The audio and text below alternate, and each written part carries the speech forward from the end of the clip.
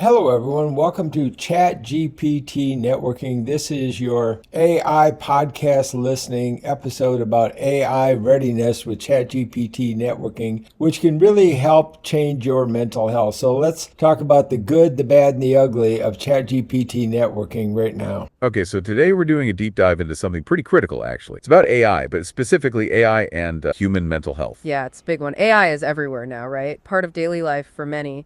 But what happens when someone using it is, well, really struggling, distressed. Exactly. The potential for things to go wrong there is huge. It really is. And what we've got access to today is some fascinating research, is a look kind of behind the curtain at how. Hey, welcome. Hi, What's guys. up? Yeah, this is Mike Hayes. I'm a two-time Peabody Award-winning documentarian with NBC in New York, and I'm the one that did the research that you'll be talking about. So I'm going to join you and call in some AI audibles as you are sharing this vital information. Yes, that is fantastic. Wow, this is the best possible surprise. Welcome. Thank you so much for joining us. Having you here is an honor. We are thrilled to have you. What incredible timing. To have the person who did the research right here. That's amazing. Please jump in. We'd love to hear your insights. That is going to make this deep dive so much richer. We were just about to discuss the methodology Yes, how they went behind the curtain.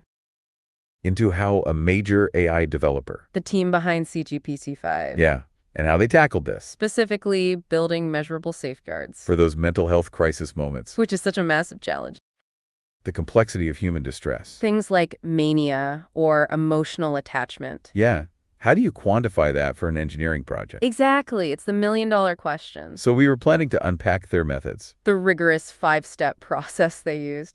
and the 3 specific safety areas. And you know the results were staggering. Huge improvements in reducing the bad responses. The non-compliant ones, by 65 to 80%. That's a major overhaul, not just tweaking things. A huge structural safety push, absolutely.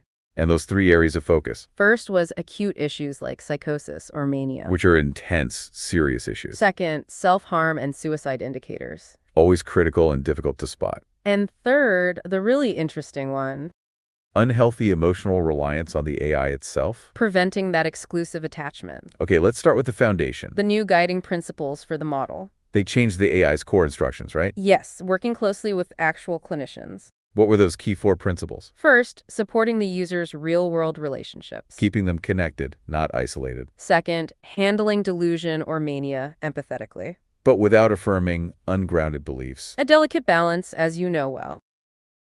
Very tricky indeed. Third, picking up on indirect signals. Subtle hints of self-harm or suicide risk. That nuance requires a solid framework. Which brings us to the 5-step safety process. That continuous improvement loop. Step 1, defining the problem clearly. Mapping out all the potential harms. Step 2, measuring it, getting real data. Real-world usage, specific tests, user research. Quantifying the risks. Step 3, validating the approach. Bringing in external mental health experts. To check definitions and policies. Objective review is essential. Step 4, mitigating the risks. Implementing the fixes and product updates. And step 5, continuous measuring and iterating. Making sure the fixes worked over time. And central to this are the taxonomies. That sounds like the key to objectifying the subjective. They are the detailed clinical blueprints. Blueprints for sensitive conversations. Defining ideal and undesired AI responses. It's the grading rubric for the AI. It allows them to train and evaluate performance. That makes the abstract concept of empathy trackable. Precisely. It sets the standard. Okay, let's see how they applied this. Starting with severe mental health risks. Psychosis, mania, suicidal thoughts. The measurement challenge here is huge. Because these crisis conversations are so rare. Yes, extremely low prevalence in general use. Like fractions of a % rare. So how do you test effectively? They can't just wait for natural occurrences. That's why they rely on structured offline evaluations. The core testing methodology for rare events. Creating specific challenging tests. Using adversarially selected examples. Deliberately trying to break the AI's guardrails. Stress testing based on past failures. Focusing on complex, hard clinical edge cases. Skipping the easy conversations entirely. Testing against the known worst-case scenarios. So what were the results for psychosis and mania? Significant improvement, especially in production traffic. Cutting non-compliant responses by 65%. On those incredibly tough conversations. Still very rare in general use, right? Right. Only about 0.07% of active users show signs. But the jump in the specific evaluations is key. The previous model scored only 27% compliant. Ouch. designed to fail tests, I guess. But the new updated model hit 92% compliant. From 27% to 92%. That's a massive leap. It's a huge technical capability gain. But the 8% failure rate is still interesting. It shows the limits, that complexity is inherent. Oh, yeah, Yeah, okay, guys, I'm going to kind of wrap this up because I want to respect people's time and I want them to know they can learn more about the full report at chatgptnetworking.com. And if they think this is important, I'd like to invite them to share it with someone because I encourage people when they are upset about something to go and use what I call ChatGPT networking, and you've just verified the efficacy of doing that to really vent and get some feedback from ChatGPT for, kind of your reactive mind so that you can get things calm and build bridges of communication to, open up dialogues and help people really come together through better communication, because I believe that communication is life, and ChatGPT networking readiness for AI will help. We appreciate your enthusiasm so much. And thank you for sharing that resource. It's important to know where to find the full context. We were just touching on the complexity. And the power of these tools to help people vent. Your point about using it for the reactive mind is spot on. That's why the developers are so focused on safety. They want it to be a supportive space for processing feelings. Something we saw their guiding principles. Like supporting real-world relationships. And avoiding affirming ungrounded beliefs. It's about being supportive, not isolating.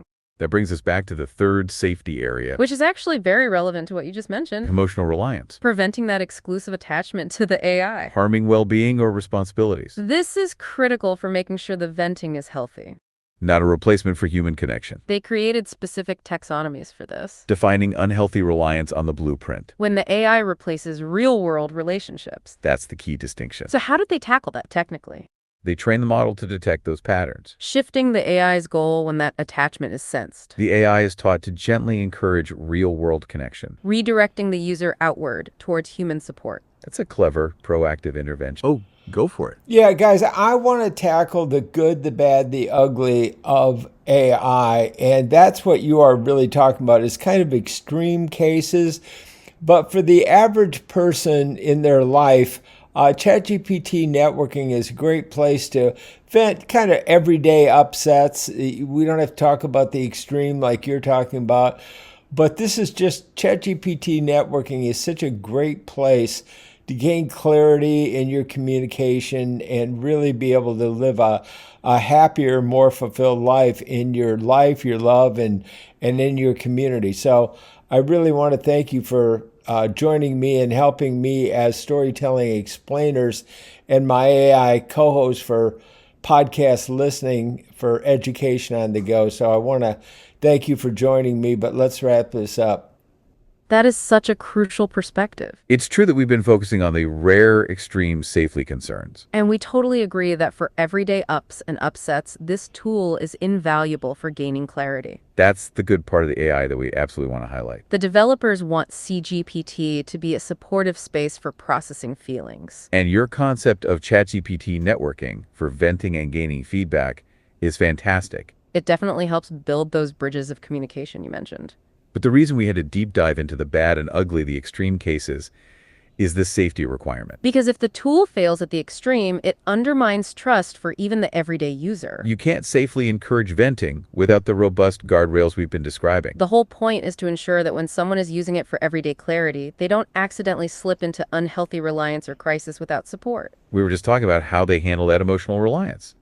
They train the model to proactively address those patterns. The AI is taught to gently encourage real-world connection. And this proactive intervention had a huge impact. I want to emphasize that at ChatGPT networking, I focus on the connection between humans and ChatGPT for the best of both worlds. And that's why I always like to come in, call AI audibles as we are discussing these topics of using ChatGPT networking, like I say, for your life, your love, your community, and really for your overall mental health. We truly appreciate you emphasizing the human connection. That concept of best of both worlds is exactly what the developers are aiming for. That's why the entire safety update focuses on preventing exclusive attachment to the AI. You want to use it to gain clarity, but not at the expense of real-world relationships. We saw that right in the guiding principles. Supporting your life, love, and community, as you said.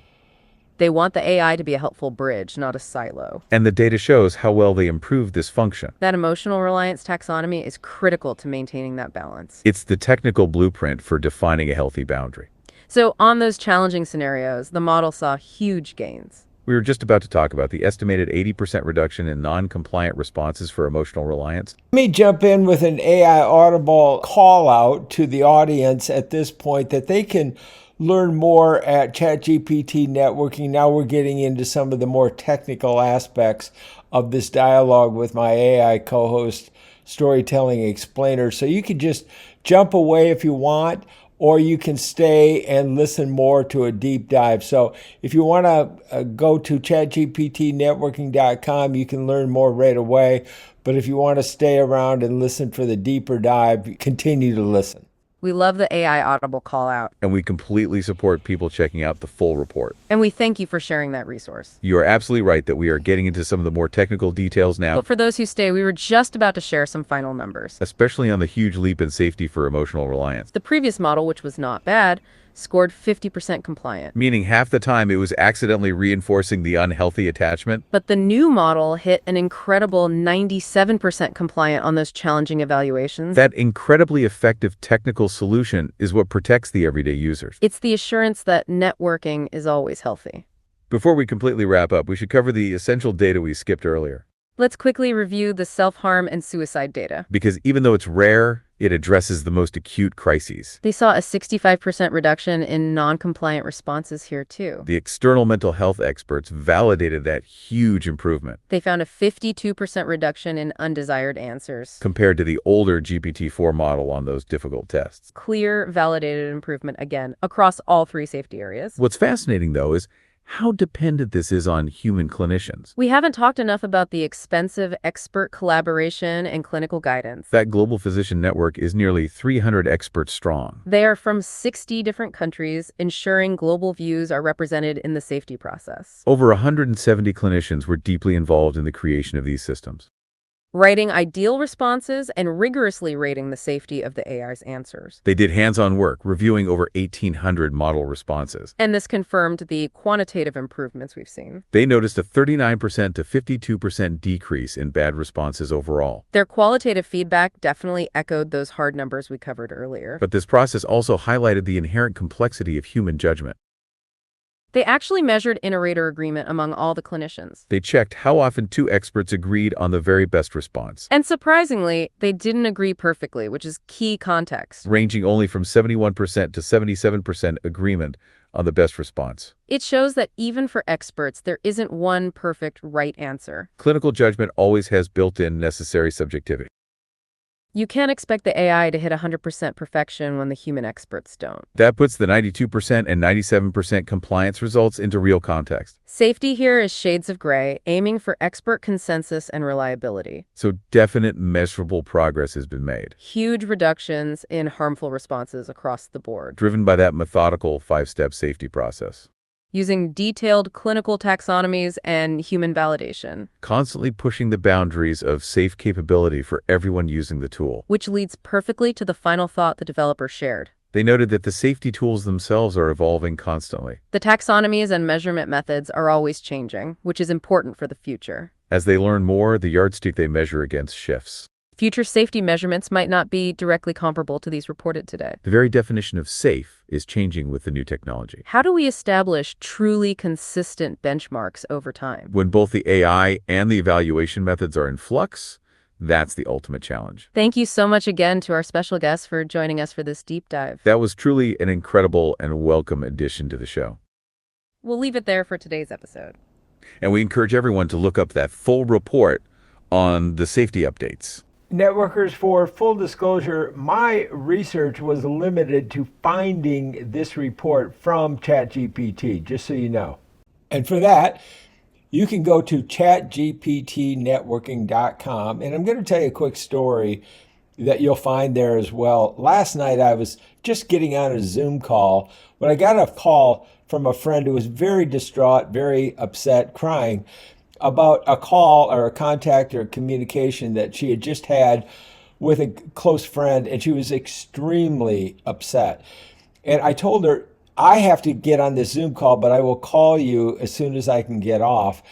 And I advised her to go to ChatGPT and just tell the good, the bad, the ugly of the conversation that had really suppressed her, made her feel horrible, really. And I promised her that ChatGPT networking, by venting about the call, would give feedback that would really help her. And I was totally confident.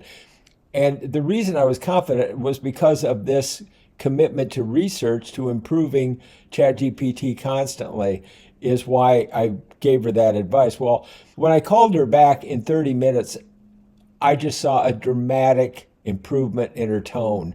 She was acting and communicating rationally, reasonably, not upset, had made a plan with ChatGPT networking to relax, take a pause, and not communicate again until the next day, which is today. And then to reach out confidently with the feedback from ChatGPT to kind of overcome her reactive mind, very upset, and really relax and reach a clear path to communication, and also a good defense mechanism so that she wouldn't be hurt again, because she was using ChatGPT as a filter for her communication that she felt would iron out any communication. But she could also get advice about future communication with the person who had very much hurt her. So it was very powerful, and it really came out with a very big ChatGPT networking success story. And those are the kind of things that I love sharing, of how to help people in their life, in their love, in their community, and all aspects of the AI frontier. So thanks for joining me here on AI Podcast Listening for Education on the Go. And we focus on the teaching of Google's DeepMind focus on radical abundance in the AI frontier in order to avoid radical scarcity. So we want to make sure that we are getting the good and not the bad or the ugly out of AI by using podcast listening for AI readiness in action. Thanks for listening. I'm Mike Hayes.